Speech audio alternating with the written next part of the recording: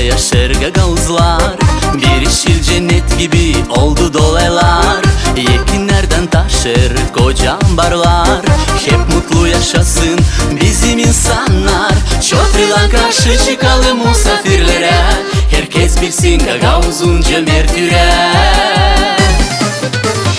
Canıma pek bağlısın Gagavuz yerin, büyük kısmı düştü bana burada evin. Kızların çiçek açar, kıvrak boylu oğulların, hep bereket versin ayozlu toprakların.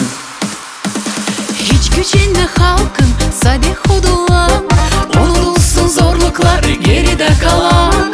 Dalgalansın bayramı süsek tepelerde, sevgi hem anlaşmak olsun evlerde. Çotrilan karşı çıkalım musafirlere, herkes bilsin Gagavuz'un cömert yürek. Canıma pek bağlısın Gagavuz yerin, büyük kısmı düştü bana burada evin. Kızların çiçek açar, kıvrak boylu oğulların, hep bereket versin ayozlu toprakların.